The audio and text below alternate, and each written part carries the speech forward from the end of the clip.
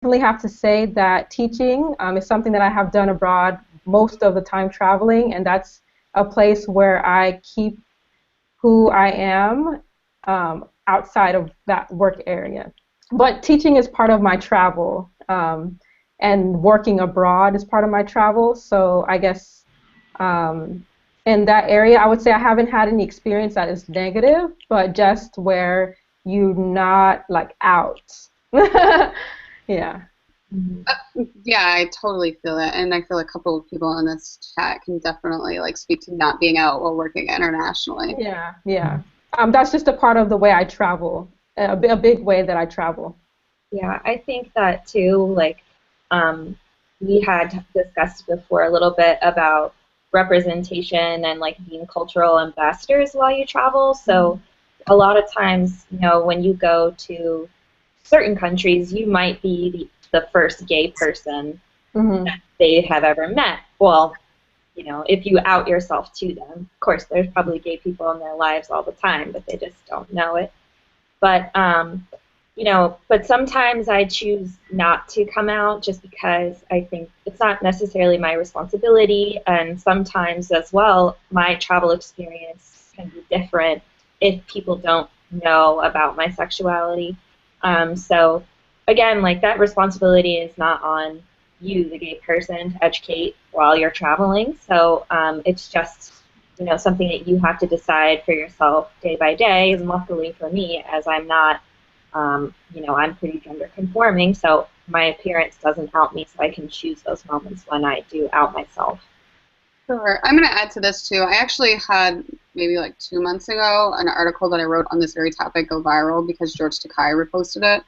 And in that article, I talked about like some of the things that you should consider before going abroad, and I talked about the question of should you be out or should you not be out, which is like probably as personal of a question as you can ask yourself. You know, am I okay with hiding my identity and in order to be able to have these experiences? And there's no right or wrong answer. It's like an individual case-by-case basis, despite what the comment section on that article would have told you. Uh, People were like really, really passionate. You should not go to countries that are affirming because you're giving money to those countries via tourism. And while they have a point, you know, there's, I believe, 83 right now countries. There's 79 who are officially have a ban on LGBT people and identities.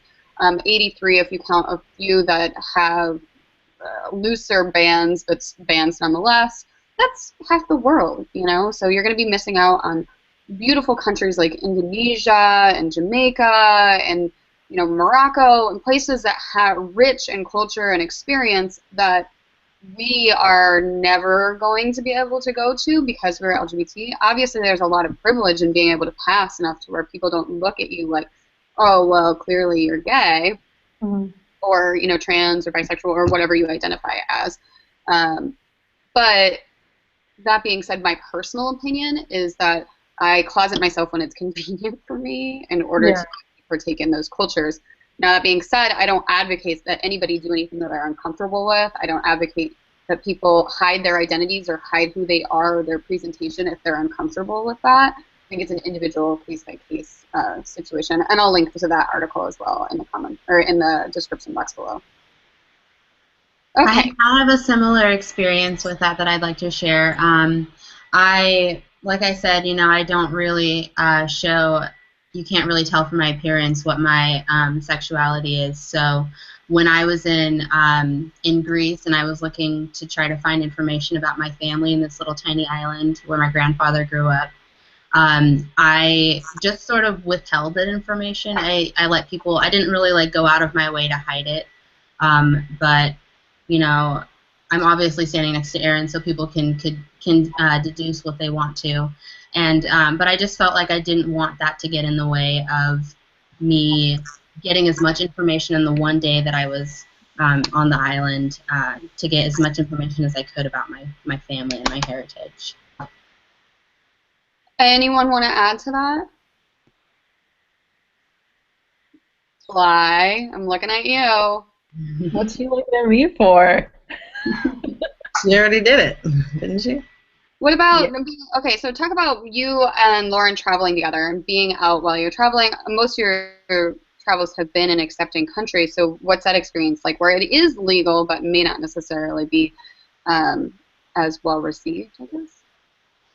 Yeah, I mean, all of our travels together have been, you know, pretty well received. Like every place that we've gone, um, I haven't really had an experience where I can say like anything negative happened. A lot of the times us walking around together, like, Do you know, people think you're a couple?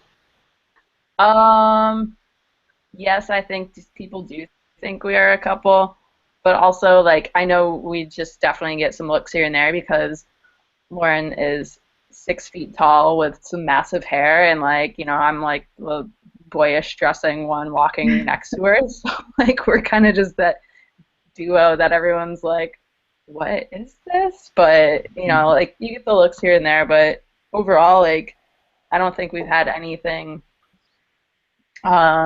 negative happen, which is a really cool and comforting thing to like have that experience so far. So When yeah, you nothing. travel, like, are you guys mostly traveling for your video blog, like these days?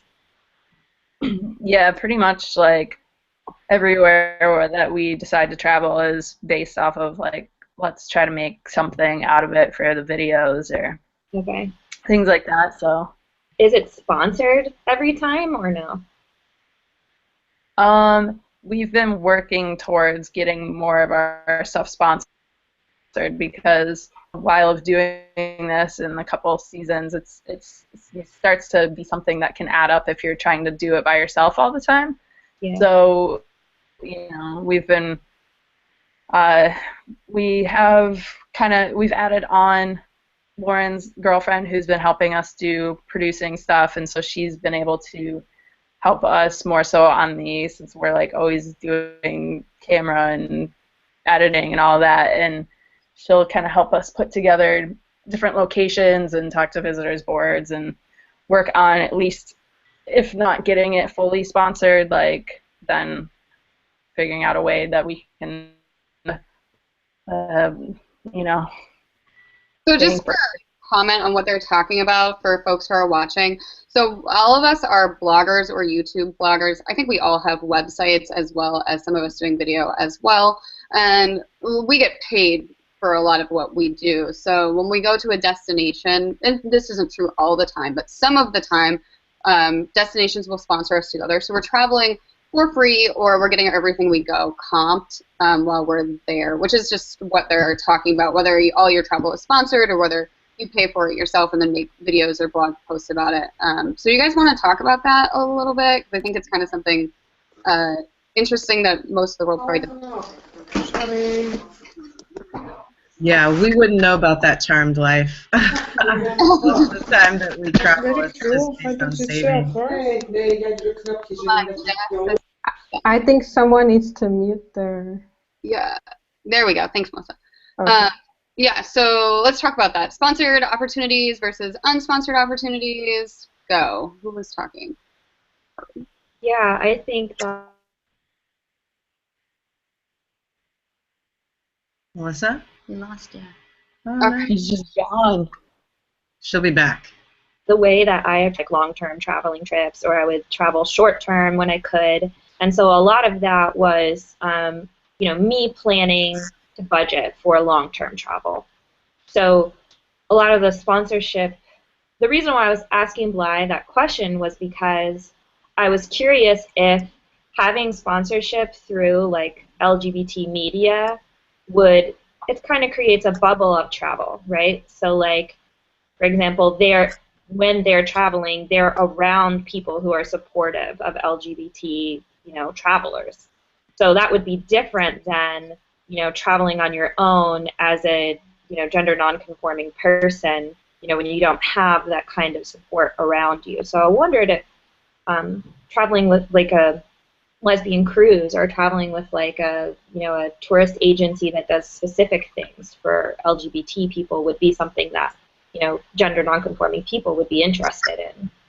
Well, I guess I can speak to that. All my travel at this point is sponsored, so there are obviously pros and cons to that. That being said, like I'm from New York City, so like I'll go home for the weekend and I'm not like, hey, like hitting up the New York City tourism board or anything like that. I'm like staying on my friend's couch, you know. So if I have friends in the area, I tend to do that mostly because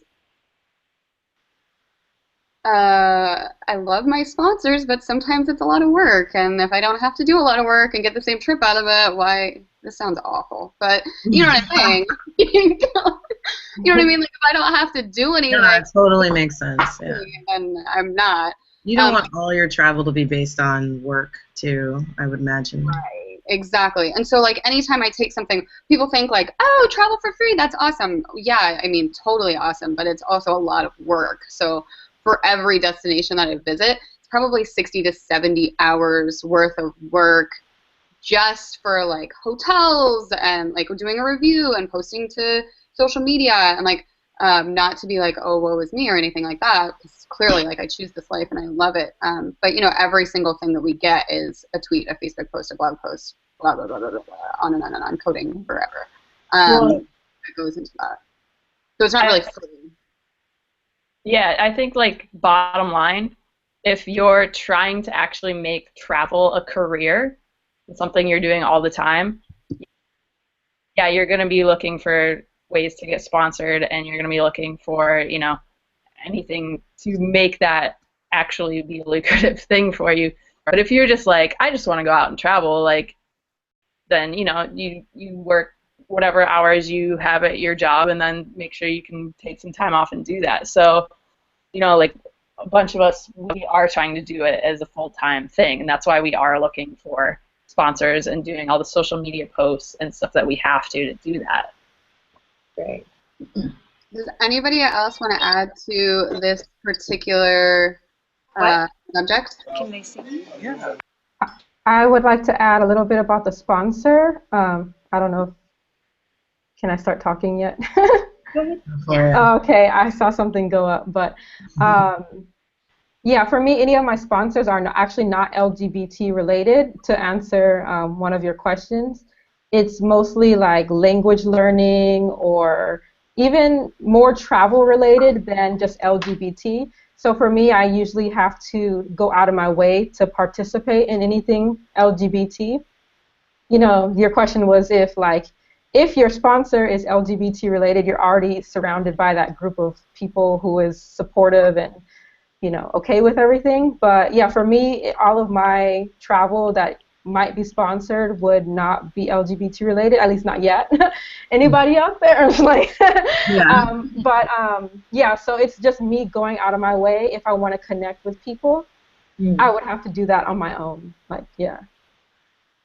Well, and just to talk about, again, that a little bit more, Bly and I did a tour this summer. We went and, like, chased Pride across Europe. Tough life we live. And we were sponsored by Gay Star News, Air Berlin, Eurorail, a bunch of other folks. And so, I mean, obviously, if you're going, like, traveling in the context of, hey, we're going to Pride in, like, every city in Europe, like, we're going to be surrounded by gay people and gay-affirming people. So, yeah, that's obviously definitely has, like, an impact on way we are perceived. But I've also done a ton of travel that is sponsored just by tourism boards and going to different places that are not directly connected to LGBT stuff. So for me, because I'm gender conforming, I don't ever really get like the, oh, I bet you're a lesbian unless I'm sitting next to my partner. Yeah, she's not going to appreciate that. But, you know, it's life. Bly, do you want to talk about hashtag My Gay Pride? Sure, yeah, it was just, we got asked to, basically what Mag was saying, travel around Europe this summer and go hang out at different prides and try to, you know, bring more awareness to the community and actually get to experience, like, different cultures, prides, and different areas. So I think that was a fun experience. We got to do, like, 2 or 3 of them, and I know, Mag, you probably did 3 of them as well. So it was fun actually getting to go to different countries and go to a pride and see how it is or is not different from, you know, your local pride down the street kind of thing. And I think I found actually like it's pretty similar all over. I didn't get to go to any. You went to, oh man, what was that, Riga? Was that one a little bit different? Well, yeah, I went to Euro Pride, so it's obviously a lot better. But I actually like flew in. Okay, so I did a lot of hashtag My Gay Pride stuff, and then when I wasn't doing My Gay Pride stuff, I did my own individual press tours in cities. So I actually landed in Kiev in the Ukraine 2 days after the riots at the Pride that was there. So I had a really crazy kind of opportunity in order to meet with some of the local organizers. Like I'm talking like Molotov cocktails and tear gas and stuff like that happening at this Pride. And my roots, I was a LGBT activist in American nonprofits for 8 years before I became a blogger. So it really was, you know, tugging at my heart and something that I've done for a long time. And so I got to meet with some people there and just have conversations about what that looked like in Kiev, which is something I wrote about for my blog, obviously. But then the contrast of going from there to Europride in Riga, which was the first post-Soviet country to host a pride of that caliber, was intense. And the amount of politicians there, I think, really dictated the behavior of folks who were protesting. And then flying from there to Berlin and then going to Barcelona, which are two of the biggest pride festivals in Europe, where, you know, everyone's gay for the day kind of situation going on, was wildly unique experience. So let's segue that into best LGBT bucket list events. What are the must-do, must-see LGBT cities, places, events, prides, that kind of stuff? Where should we be putting on our list for the future? What do you think? Who wants to go first? Charly, why don't we go with you first? What do you think? I think a given is pride, wherever you are, if you can. One that I went to was in Korea. That was actually my first pride ever. I haven't even been to pride in the U.S., so that was just an experience in itself as, you know, a country where, you know, they actually sit in front of the parade and protest. That in itself was an experience. So if you're in a country that is hosting their pride at that time and you get the opportunity, I think you should take it. I was kind of hesitant, like, oh, do I really want to go? Well, my first time I really wanted to go, but my second time I was kind of like, But I think it's a really good experience in itself. I think that's a very given answer, but I think it can be underestimated, especially if you're in a country such as Korea, where it's such a contrast to where I come from, where people aren't protesting and stopping the whole parade for hours and hours. You know, I think that's just an experience in itself. Yeah. Definitely. Yeah, I would say for us on the West Coast, I mean, we did go to one international pride in Ireland. It was just an event, though. We didn't actually get to go to the pride. We Parade. somehow missed every pride parade where we went. 2 days. But I would say definitely on the West Coast, the San Francisco Pride is the best. I mean, I'm originally from California and spent a lot of time living in Sacramento, which is very close to San Francisco. And I can say just going back year after year, it's kind of like a family reunion. You see the same people every year, so it's very established. And I think that's what I really like about San Francisco's Pride. I've only been to Seattle Pride. That's how sheltered I am. But Seattle pops off. It's pretty good here too. Yeah. They turn out. I'm super excited because next year in March I'm gonna get to go to the Dinah Shore as a part of their as a media partner. So I've never been, and I've only heard tales of it from like the real L word, and you know. You'll come back a changed woman. I may, who knows? So I'm really excited to go, and I know it's going to be debaucherous and fun. So I'm expecting a really good time. Okay, Blythe, queen of all things lesbian festival, what do you recommend? I was just about to say, like, everyone's saying, like, maybe one pride they've been to or, like, going to a women's event. And I was like, man, I really feel like I've just hit up the whole world of women's events. Yeah, so, I mean, it's really, there's tons of different things. There's like you can literally find, you know, crazy parties to more like relaxed, like techie get-togethers. Like there's all sorts of events for lesbians that I think a lot of people don't really know that maybe is going on in their area or like not that far away. But I mean, some of my favorites, you know, you guys were kind of talking about San Francisco a bit. Like for West Coast Pride, like San Francisco is definitely, it gives that sense of community and definitely more of like a pride event. So I think San Francisco is definitely a good one to hit up. As far as like if you're going for a pride that's like crazy party on the West Coast, definitely Los Angeles. And then as saying that for East Coast, like New York City Pride, same thing. Like they have great parties at night to go check out. And then got overseas, like I think Stockholm is probably like my favorite pride I've been to. It's just like so big and being able to just jump right on in and feel like you can actually be a part of the parade and the whole pride event was a cool thing. And then as far as like some women's events, like Dinah, that's a crazy one, Melissa. You're gonna experience that quite a bit. That's just like crazy party weekend. Yeah, don't die. Yeah. Pace yourself. But then on the other hand, like for an East Coast women's weekend, I think Meg and I have both agreed on this in the past that P-Town, which is Provincetown, Massachusetts, and the Cape, is like Memorial Day women's weekend is crazy. It's definitely a party, but it's more so like cool beachy cottage community as well. So you can escape the party if you want to just like hang out and, you know, you can get a house and have everyone over, that kind of thing. So I mean, there's literally things all over, which is awesome. You can always be checking out a new one.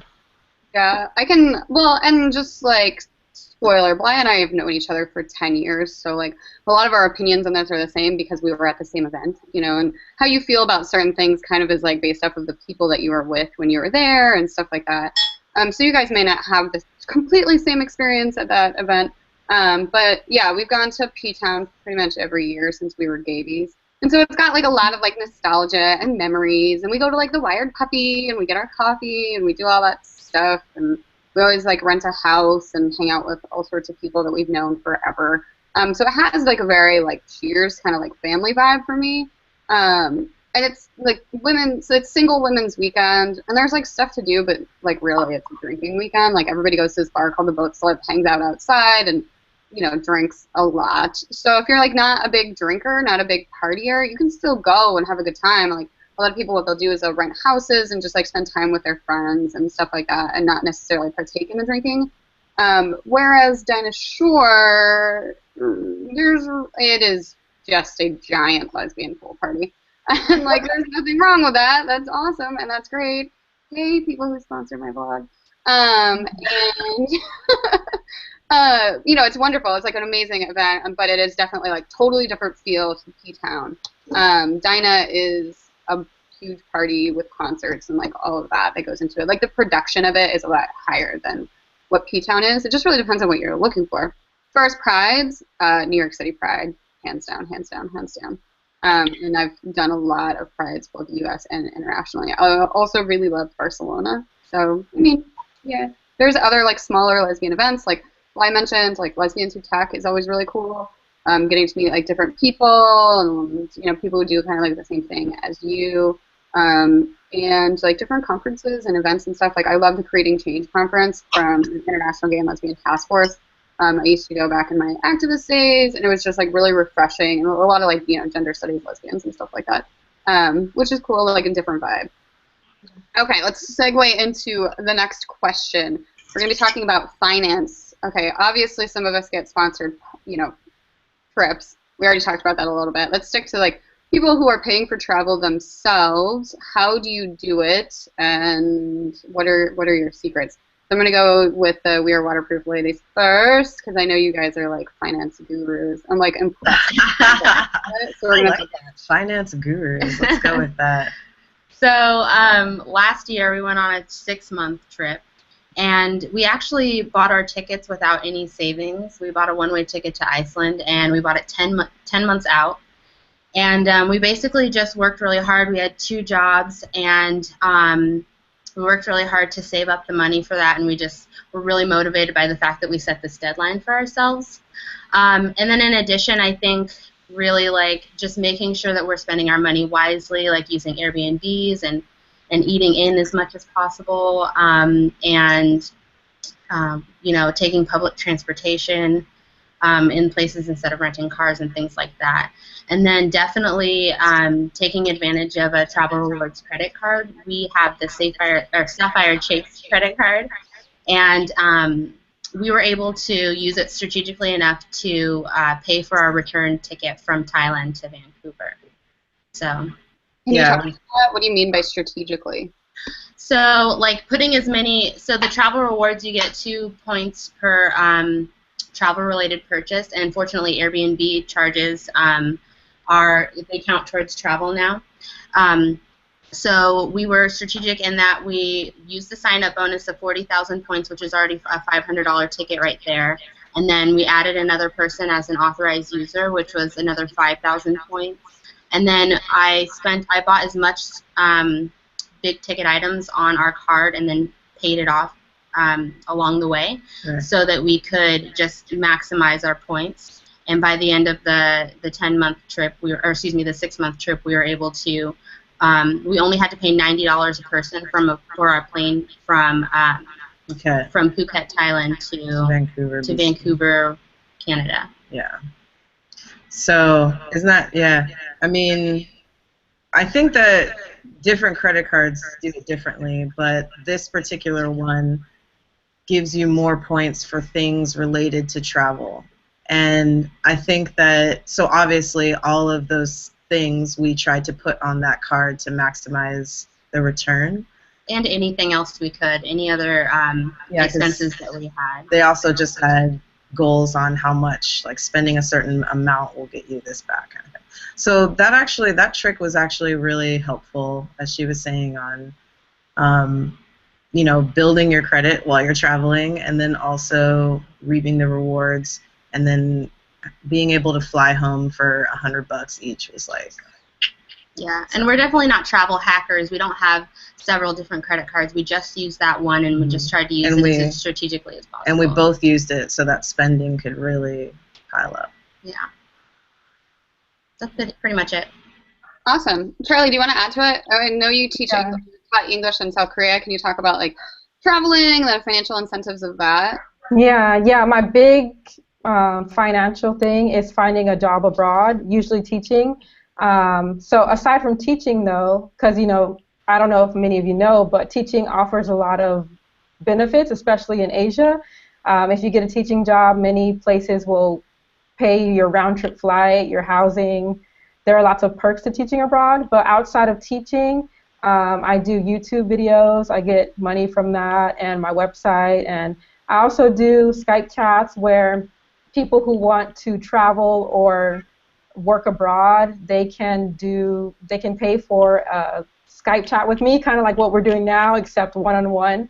And I pretty much just kind of coach them on getting a job. I give them advice on building their resume or tips on how to apply, when to apply, all of the different things.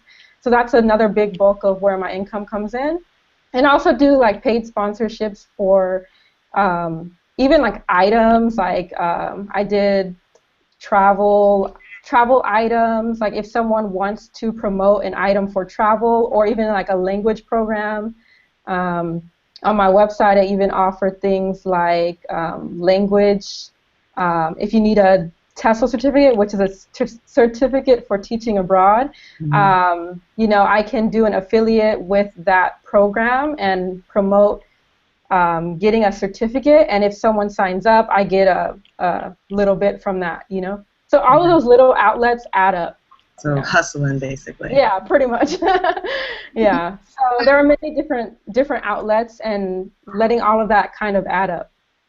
And for folks who are watching, I know she was talking about affiliates. It's a very common way to make money as a blogger or internet personality, and that's at no cost to anybody who orders products from us. So, for example, say like, you know, she was going to put out like, oh, like sign up for the certificate program. When you sign up, it doesn't add to the cost for you. It's just we get a commission on those sales. Yeah.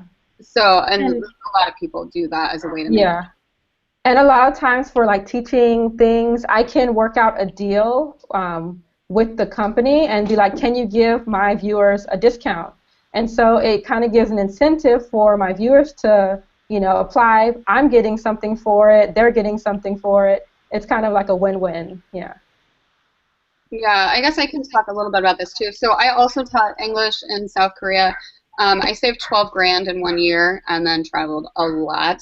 So when my blog was first kicking off, that's how I traveled. It was before I could get sponsored stays. So I just used my own funds in order to be able to do it. And, you know, as I started doing more reviews and stuff that were not sponsored, I'm sorry, my dachshund is like losing her mind in the background because she's I can't even hear her. Oh, okay. She's like driving me crazy. But so that was before I could get like sponsored stays. And so I just funded it for myself, and that was, you know, literally just putting money away and making different choices. But, you know, and there's a huge advantage when you're in Korea and you're not paying rent and you're not paying a lot of things. I lived across the street from my school, so I just walked to school when I was working there. And so, I mean, there are a lot of advantages to doing it that way. I also do like sponsored giveaways, like shout out to Rockbox. Yeah, hello, product placement. And you know, do a lot of giveaways, work with a lot of organizations. I absolutely love the International Gay and Lesbian Travel Association. They've really been amazing in boosting my career as a blogger and working with them a lot. I'll link to them in the description below as well. And doing just like affiliate links and like all sorts of stuff in order to be able to fund my travels before it was sponsored. Why?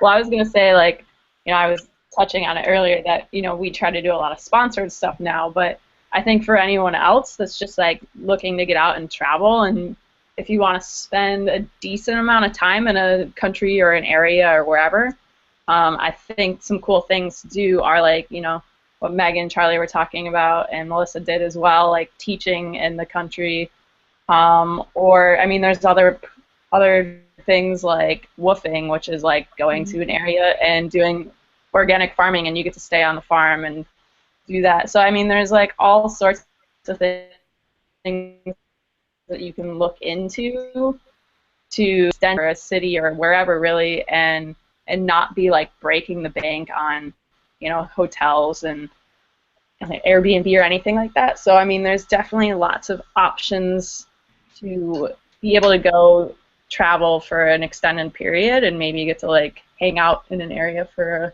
a little bit longer. So I think that's I recommend. Oh, go ahead. Oh, sorry. I've heard of also like workaway.info or something like that, and then which is a similar situation to woofing, but there's just more options. Like you can work at a hostel or something like that, volunteer to do little projects and get hosting or accommodations in exchange for that. Or you can like work online and get jobs doing like working on Elance or Freelancer, things like that, just odd jobs. And then so I did that as well. I worked in social media marketing for a company to make money on the side, and I could work remotely from wherever I was. And then in addition, I've heard of house sitting, things like that. I'm trying to do that. Yeah, that would be awesome. I wanted to look into that for the future, but it's like come stay at our house and feed our dog while we're away. Yes, I would do that. Right? That's Yeah, I definitely recommend like woofing or like you said, workaway. I did woofing in Mexico, and it was a really good experience. I think especially for anyone who's like starting out and they don't have like this big following where they can just get stuff for free, you know, like, or get paid to do something. You can start out with woofing. You can contact someone who has a farm, and you can go there, live there for free, and exchange your housing for work, you know. That's like a basic way you can start off by kind of like traveling for free. Yeah. Yeah. I'm sorry. No. I think that we're talking a lot about long-term travel, and a lot of people might not have the same opportunity that we do to have time to take off to do that kind of thing. But so I wanted to say there's no shame in like taking like a week-long vacation and just like living like it up like hardcore. Like if you have the finances to do that and you want to, you know, just like be extravagant about it, even if it's for a short time or 10 days or something like that. Honestly, that's like my preferred way to travel, because budget traveling long term can be really stressful, and you have to make sure that you have the funds that you need when you return home to be able to ease back into your everyday life. So, you know, for me, for the future, I feel pretty settled where I am now, and I'm going to continue traveling, but I probably won't do long-term travel as much as I've done in the past. I think that's such a great point, and I'm really glad that you brought that up, Melissa, because Celene and I kind of, I think, differ on this. Celene is more the renegade, like, let's just go, let's just be out there. And the way we did our 6-month trip is we literally quit our jobs, put all of our possessions, either got rid of them or put them in Celine's grandmother's garage. And then we traveled around until, and we were kind of talking about re-entrance plans, which is a huge part of it too. When you travel like that, you definitely have to save a little bit of money for when you get back, know where you're coming back to. Luckily, we were fortunate enough to have a free place to stay when we came back. Her grandmother is just a traveler herself, and so she understands the struggle, and so she wanted to support us. But I mean, that is extreme privilege to have that opportunity to stay with somebody.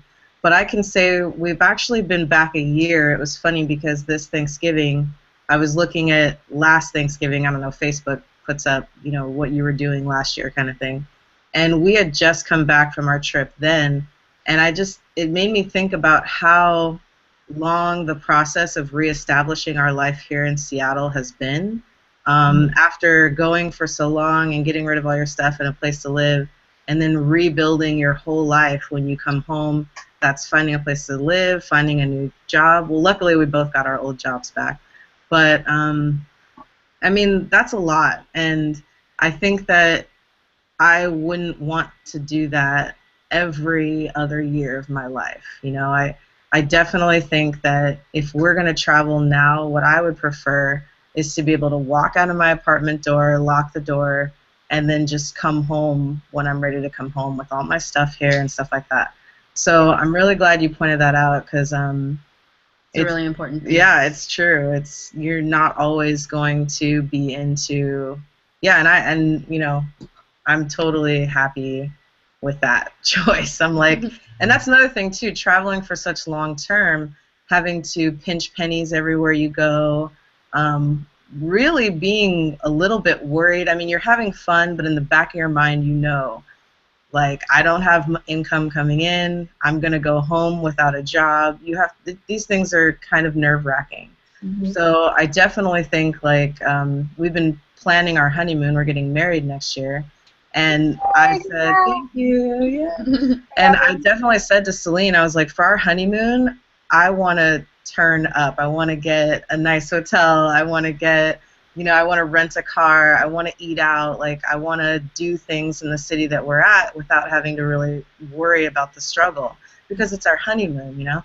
So I'm looking forward to that. I'm really looking forward to traveling like that, where you don't have as many worries. And honestly, I think that's only possible if you save up a lot and go home sooner than 5.5 months. So I think a lot of people kind of forget that travel could literally just be like going an hour and a half away from, not even like 30 minutes from where you are, to an area that you've never even really gone and checked out. Like, you know, if it's like Melissa going from Austin to like Houston or San Antonio, like even just like a weekend trip or a day trip can be as like satisfying as like, oh man, I don't know if I want to like just throw away like 6 months of, you know, work and just like figure out what the hell to do. Like, just going Yeah. away for a weekend could be as easy and gratifying as like anything else.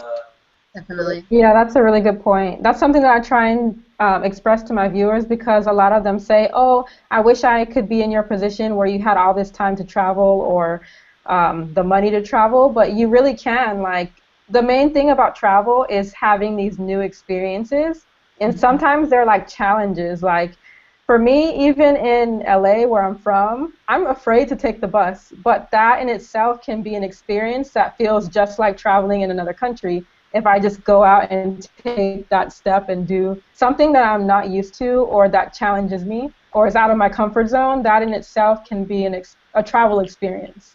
That's so interesting that we're talking about this because I'm actually working with Autostraddle, which is a huge publication online. They do work for like lesbian women, and they usually write about entertainment and culture. But we collaborated to do a local travel challenge mini-series. So maybe Meg can add the link at the bottom. But it's really cool because we Got get you, to girl.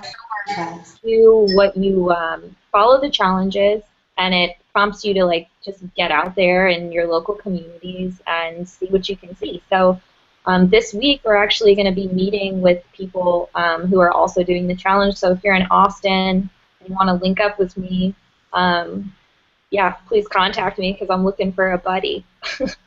Yeah, Mel, I really wanted a bite of that breakfast taco. Girl, real good. It Real looked good. Mhm. Also, if you guys are interested in doing local travel, you could always do couch surfing. Like, there's a LGBT branch of couch surfing. It sounds super like Craigslist killer, but I promise I'm gonna say like you got like a 75% chance of not dying. So you know, your own. Those are good odds. Those are really good odds. I'm just kidding. No, couchsurfing is awesome, especially like, you know, if you like activate the lesbian phone tree, you just like hit up one of us travel bloggers and be like, hey, I'm gonna be in this area. Like, do you know anyone? And like, chances are between the 5 of us, we can probably be like, sure. I know like 10 people in this city. Which I'm kind of joking, but absolutely serious because I've definitely done that when I'm traveling. And yeah, also note like a lot of people like look at our blogs or like read what we're doing and they want that like adventure-based travel. You know what I mean? Like some people love the luxury travel. No shade on that. Like I love some vibes as much as the next person. But a lot of people want to do like have that adventure, want to have that like eat, pray, love moment, you know. And you can do that in a short amount of time too. Like it only takes 11 days to hike to the base camp of Everest challenge. And, you know, doing stuff like that, like, it's not as long-term as you think it might be. The planning, obviously, is going to be a long-term, but if you take a year to plan the adventure of a lifetime, like, that's a year well spent in my book. That's a fun part, too. Yeah. Okay, so I'm going to go and segue into the next question. Let's talk about solo travel safety. What are our tips? I'm going to start with you, Melissa. Do you have anything that you think is, like, really, like, an absolute either must-have or a product that really has helped you traveling, or just general tips that you think people might be interested in? Well, I would say that for me, that's the biggest thing that I mean, I absolutely love having data on my cell phone when I'm traveling. So I can always use Google Maps. So if I get lost, so what I do is I buy a SIM card of the country that I'm in, and they're usually really cheap abroad. And I just put that in my phone, and then I can just use data on the go. And that's been, I mean, it's brought me a lot of comfort because I know that if I need to make a phone call, I'm not like running around searching for Wi-Fi to do that or whatever. So that's been really great. But I do want to say that a lot of the tips, you know, when I was like looking this up, and a lot of the tips are trust your instincts, like be aware of your surroundings, don't go into places that are going to, you know, that you don't feel comfortable in. But I think that you are not responsible for always being responsible. You know, you're there to enjoy your life. You're there to have a good time. So I think this idea of thinking about protecting yourself while you're traveling can be a little bit overwhelming. And I'm just saying that that's not, that doesn't have to be your responsibility. But I think the best piece of advice is if somebody wants something from you, just give it to them. And that's, it's not worth like risking your life over. And if they do take something that's important, for example, your wallet, you should have copies of all of those things digitally, just in case. Yeah, that's a great tip. When I'm traveling, I'm like insane about photocopying everything. Like I photocopy all of my important documents and store them on the cloud or email them to myself, depending on how secure your email is and how comfortable you are with that. That way, if anything does happen, you have backups where you're not going to be stranded. Like obviously having your passport is a huge one. Having access to money just in case everything is taken. Mm-hmm. Charly, can we talk about solo travel? What are your safety tips? Yeah. Well, first of all, purses. Like for me, I always carry a purse. I always make sure I have a side body purse and never hang it like to the side because that can easily be snatched. And as a vlogger, when I'm holding my camera, I never just let the strap hang. Like these are just things that I'm thinking about as a vlogger and a woman, and you know, Yeah. don't just let your strap hang where someone can run by and snatch it. I always wrap it around my wrist, and I'm very aware. Be aware of what other people are doing around you. If other people don't have their phone out or their camera out, it's probably a good thing for you not to too, because you should usually go by your surroundings. Like maybe it's not safe for you to have your phone out or your camera out, and you should do as the other people in the area are doing as well. Yeah. Another thing that I do is I message like my best friend from back home every once in a while. I mean, I know she's far away and she can't like do anything really, but at least she knows. Like I'll give her my address maybe of a hostel or something that I'm staying at, so that someone somewhere knows that I'm like I was here just a few hours ago. That way people, especially as a solo traveler, if you just disappeared and no one knew where you were, it's really hard to contact you, find you. But if, like, for example, I message my best friend, give her the address to my hostel or the name of my hostel, if I ended up missing, at least they can track me from there. Yeah. Yeah. Another Yeah. tip that's often overlooked for people who do a lot of social media stuff is geotagging. So if you No, geotag yeah. your location and then like it's a timeline of where you've been, Yeah. not to get like all fear-based for everybody, because 99% of the time nothing happens, but there are ways to protect yourself and kind of like keep up to date with what there is going on in safety technology as well as the areas that you're in. Also being really cognizant of what the laws and social customs are in terms of like LGBT people, in terms of public displays of affection, in terms of how you're dressing and presenting yourself in different cultures. I've never heard of anybody, a tourist in an area being attacked for not dressing modestly. That doesn't mean that it hasn't happened. And I think it's just part of respecting the countries and the cultures that you're in. Yeah. Anybody else want to add? Solo travel safety? The geotagging thing is a really important one. I couldn't think of the name at the time. But yeah, that's a really good one, a good tip that people should look into. I haven't done it because I do the whole other stuff, but I think it's a good thing to look into, especially if you're worried. And a big thing to think about is most of the time you don't have to worry. It's always good to be safe, but don't not travel just because of that fear that something's going to happen, because most of the time something can happen in your own hometown, like wherever you are. So don't let that fear hold you back from traveling. Who else wants to add? Bly? I was gonna say I'm probably the worst at like safety and solo traveling. He even struggles with a flask of vodka.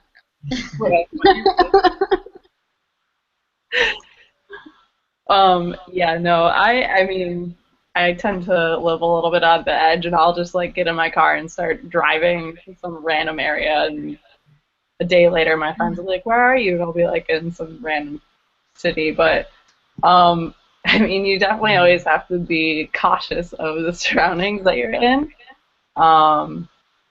I mean, I'm the type of person that'll like walk home in a city I've never been to at 2 in the morning and it's dark out on the street. So I'm not the best at this question right now. Yeah. Diagnose me a little bit.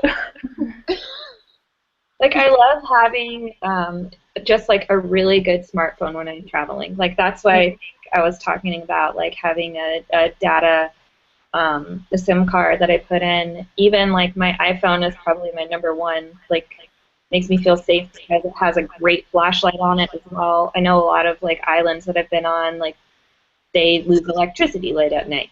So you just, if you're stumbling around and the lights aren't on, then you got to have a way to see. And I know that that's sort of controversial because this is also like a high-priced item, but a lot of people are like, don't take your expensive things out while you're traveling, that kind of thing. That could be a tip that people give you. But for me, it's something that I enjoy having, brings me a lot of comfort, and I feel really safe having it with me. Well, and for me, like, I don't have a choice. I'm a blogger. I always travel with at least 5 grand in technology, which makes me like a walking target. But it's also like, you know, this is what I do for a living, so it like puts me in like a little bit of a different situation in a lot of ways. And like just to touch base, I was like kind of joking with Bly about the drinking and stuff, but like obviously that's like a very real part of traveling for a lot of people. Like a lot of people like to go and, you know, have a few drinks or, you know, do what they're gonna do. And part of that is having a buddy. Like even if you're traveling solo, like maybe you meet somebody in a hostel, or maybe you know, meet someone that you're like on an adventure with, like kind of have like a buddy system really helps you out. And, you know, if you're doing something like going to like the, you know, full moon party in Thailand, or, you know, dinosaur, same thing, have like a very real awareness of where your things are. If you're have a very real awareness of like where your things are, and like be kind of on top of what you're doing, and you know how comfortable you are with the person that you're traveling with will really help you kind of have responsibility for yourself. That being said, like if something does happen, like you never want to like blame the victim or like beat yourself up too much for not being aware of some of the stuff that you should do, because you know some of the best adventures happen when you kind of take a risk. Like I did the same. I'm like probably the most cautious traveler, but that's like the Judy New Yorker in me. I'm like, don't talk to me. Don't try to hand me a flyer. Let me just go about my business. And that's like crazy. When I was on my way to Barcelona Pride, and I got off the train an hour before I was supposed to. I ended up in the middle of Spain. Yes, I don't speak any Spanish beyond what you can order on the Taco Bell menu, so there's like nothing there. And I'm like sitting in the train station, and I'm like, okay, sweet, another night sleeping on the train station floor. And then the guy comes up to me and says, like in perfect English, by the way, we're closing the train station, like you have to get out. And I was like, oh my god, what am I going to do? My phone was dead, because pro tip, you should carry an extra battery charger. Yeah, I got my own advice. Phone died, so I am like, oh sweet, I'm going to end up sleeping outside this train station until the next train comes at 6 in the morning. It was like 10 o'clock at night. And this guy comes up to me, he's like, you know, I can take you to a hotel or a hostel if you need me to. Nobody else spoke English in the area, so I was like, YOLO, hope I don't die. I'm getting in the car with this guy, and luckily, like, he was, like, a real, like, cool person, and he just, like, dropped me off at a hostel, and then I had to, like, try to get this, like, old lady to figure out what I was talking about, and, like, get a room. Slept for 3 hours, and then at, like, 4 in the morning, ended up, like, dragging my, like, rollerboard suitcase, because, you know, I have to have, like, 14 pairs of shoes while I travel. Across, like, cobblestone through Spain, like, walking 1.5 miles to the train station. Yeah, don't do that. But, you know, it ends up for, like, the best stories and, like, kind of the best adventures, so I guess do it with caution. So, a last question, and then we're going to end this Google Hangout. How do you meet other queer people while you're traveling? What tips do you have? What blogs, websites, channels do you watch? What do you do in your research process, and what do you do when you're there on the ground? And who wants to start with this one? I will.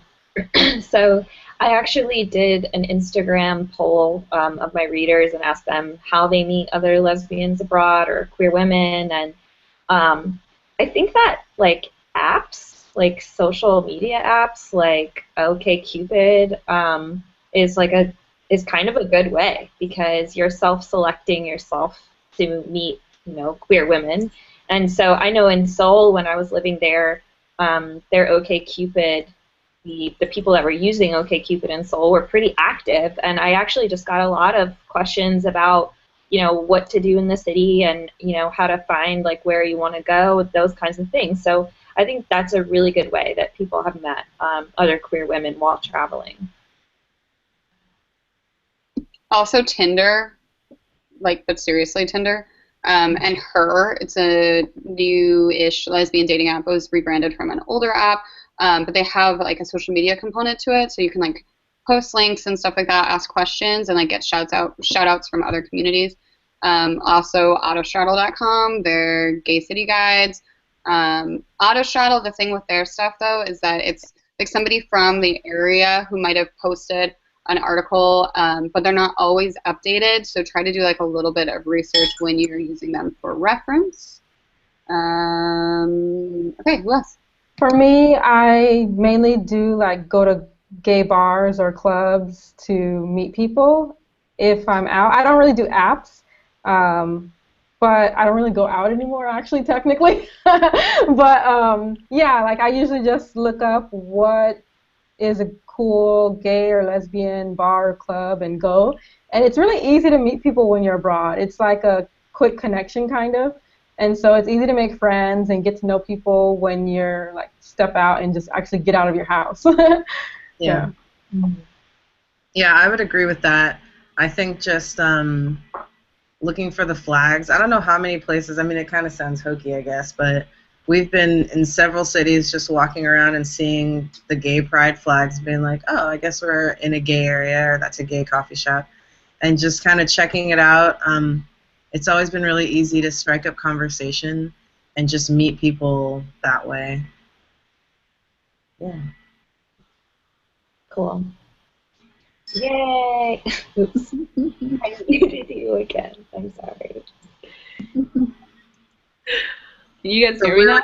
Yeah, we can hear you. We were talking about how we meet queer people abroad. And we covered, I think, the apps and then going to bars, certain websites.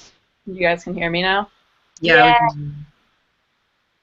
We can. No, I pretty much have the same thing as Charly. Like when I go out to places, I've found the best and easiest way to meet other queer people is to go check out like, a bar, a gay bar, or like queer coffee shop or like anything like that.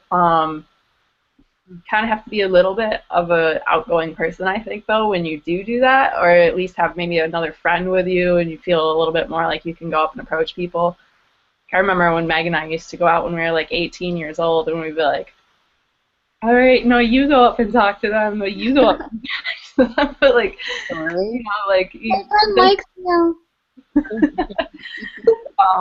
Meg and I used to just scour New York City together like that, but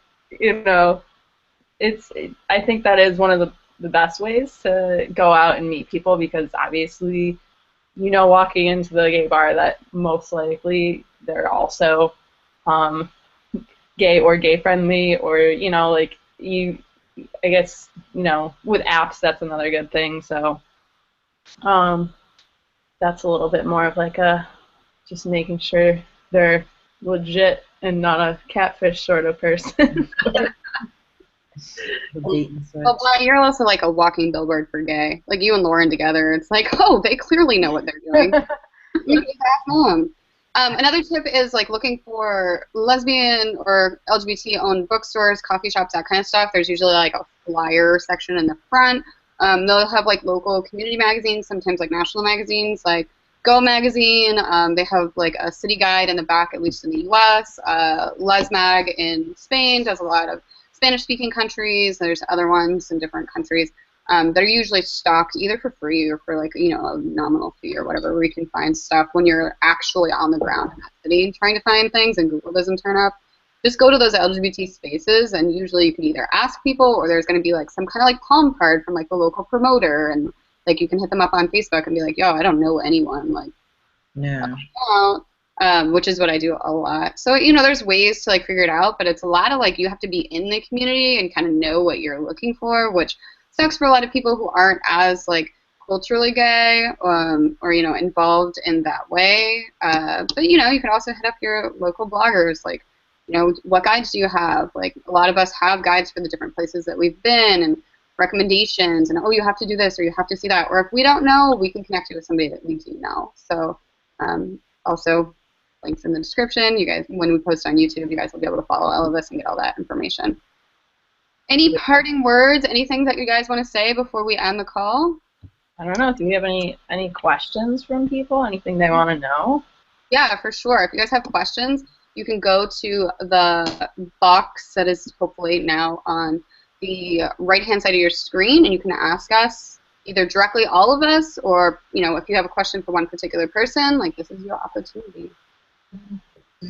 I was gonna say that I think a lot of people, when they're traveling too, like I don't know how much of like when I'm traveling, I'm a lesbian, but when I travel, I don't know how much of my travel experience is to experience LGBT communities in the world. So like always my first priority when I'm traveling is like food and locals, and just seeing like the historic sites and things like that. So I don't think, for a lot of my followers anyway, when I ask the question, how do you meet LGBT people abroad, that sort of seemed to happen organically and naturally, because it wasn't their first priority. They want to just explore, the city that they're in. So, and that's totally fine too. You can be an adventurer and explorer first, before you're a gay lady in the world.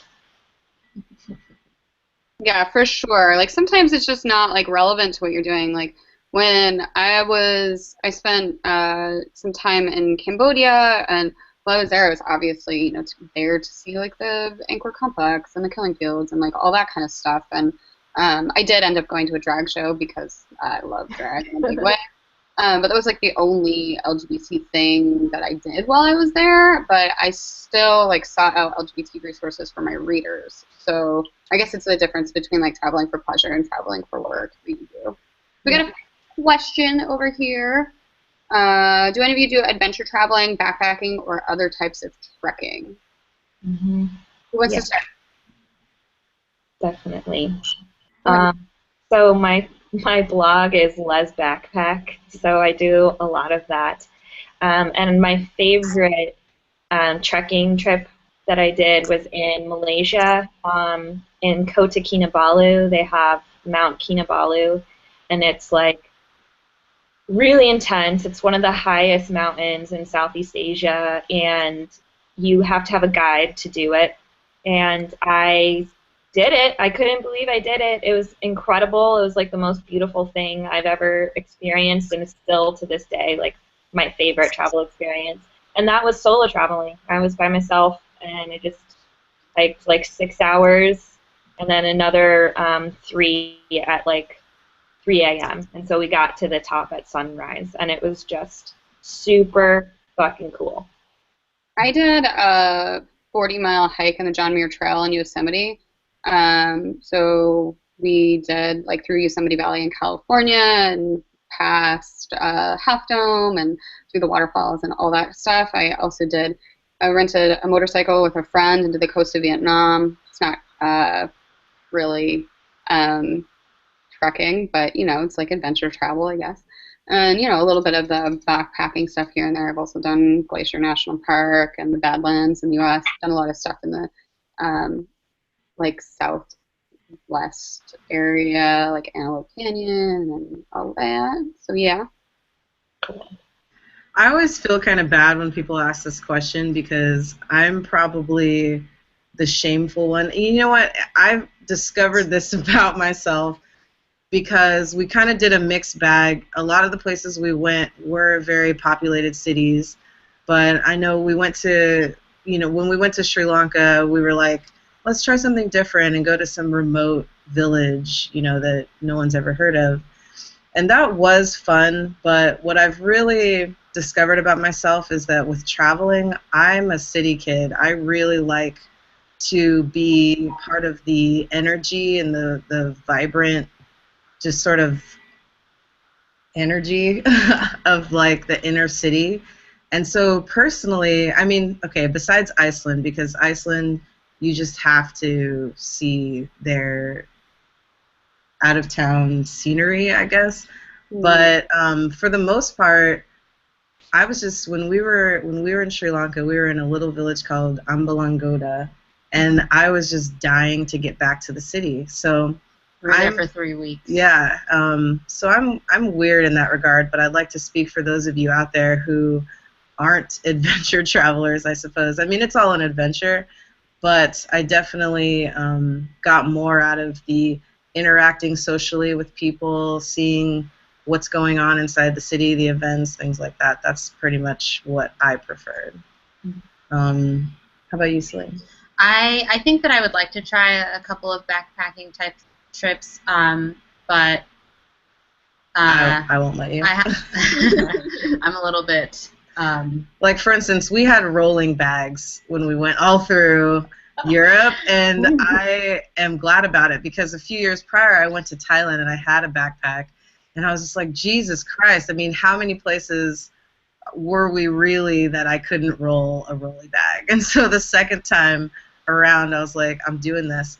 And, you know, Celene laughed at me, but there were a lot of times where it's just like these really long walks on perfectly smooth concrete that I was really happy that I had my rolly bag. So I feel you. I travel with like 10 pounds of weave and like 14 pairs of shoes, so I absolutely need my rolly bag when I'm in places where it's like relevant. Like I'm not trying to like be with a huge backpack and high heels. Like yeah. no. So, yeah. I think that was one of my favorite parts of my summer travels with Button, and her now fiance Lisa was with us, but you know, Button and I are just like hiking around in our backpacks, and Lisa's got her rolly bag and it's going over like the cobblestone streets, and I was just like, girl, you gotta keep up with that rolly bag right now. Yeah, I mean, you have to pack incredibly light to actually just have a backpack that is comfortable for long distances for 6 months. And I mean, we went to places that had different climates, so it was cold in some places, and we had coats. I mean, honestly, I really do give props to people who can roll like that with like one pair of pants and one jacket. Oh, I did it in Southeast Asia, which is why nobody's seen those pictures on my blog. That's something I've been trying to attempt. It's hard to get rid of everything, but yeah. For sure. Do you guys have any more questions for us from the comments box? I see some stuff going on. Wandering Wives asked if there are any tips for Paris, because they're going tomorrow. My biggest tip, because you know, related to our previous topic, is do not bring a rolly bag. Oh my God, Paris! That was miserable on Paris is the worst. On the train. Yeah, I mean, honestly, I would say, and see, I'm so bougie compared to everybody on here, but honestly, when I decided halfway through the trip that when we land in a new city and we have our bags with us, we're taking a cab to wherever we're staying, or we're taking Uber or whatever it is, and then from there we can try to do public transportation, because sometimes having your bags, it's just really not worth. And it's, yeah, in Paris it was horrible. We tried to take the train with our luggage from the airport to where we were staying, and I would say their subway just doesn't really have it's not accessible for people with disabilities or large bags. Yeah. Which is a disability. So another tip that's related to that for Wandering Wives is they have an app that is similar to Uber called Jump, DJUMP, which is for ride shares. So you should definitely download that if you are interested in alternatives to public transportation, but not necessarily cabs. Also, if you guys are looking for, you know, something to spice things up a little bit, I happen to, this hasn't been released yet, but I was in Paris when I was writing for Go Magazine. I have a regular sex column that I do with them. Shout out. And so I was researching, you know, things you want to spice up your life a little bit when you're in the city of love. And one of the things I highly recommend is Crazy Horse Cabaret. It is a little bit more expensive, but, you know, if you happen to tell them that you have a blog, you can definitely get a discount. And what it is a old school French burlesque show turned modern. Really, it's all topless, like traditional burlesque in French. Really high-end show experience. Awesome. They also do something similar at Moulin Rouge. I personally like Crazy Horse better. And there's a lot of underground lesbian sex parties in Paris. So if you're interested in that, let me know, and I can send you some links. I'm not trying to put them on blast, you know what I'm saying? That's always so scandalous. Cool. Also, there was a question about from Winnie Ulbrich. Has someone been to Tel Aviv in the last few weeks? How does it feel to actually be here at the moment? So if anyone has any travel experience in Tel Aviv. We do not. Oh man, sorry girl. Any resources they can think of? So not a LGBT or not a lesbian travel blog, but an LGBT travel blog. Travels of Adam. He blogs about Tel Aviv all the time. So he has like a really, really passionate position on all of that that's going on, and has written a lot of really interesting stuff. Anyone else you guys recommend? Not that I can think of. I know Travels of Adam is an Austin-based blogger too, so that's really cool. Does Too Bad Tourists have one for Tel Aviv? Yeah, They've done several press tours there, so I'm sure Adam does, or Austin does have something on Tel Aviv. What is his name again? Too Bad. Yeah, it looks like Wandering Wives has commented on that as well. Okay, cool. Yeah, Too Bad Tourists. Yeah. Okay, any more questions for you guys? Yeah. No? Okay, well, thanks for participating. It's been cool, and if you guys liked this, like, feel free to send us some messages, let us know, and maybe we'll make it a regular thing on different topics. So, no problem. You're welcome, guys. Have a good day. Fun in Paris. Bye. Bye. Bye.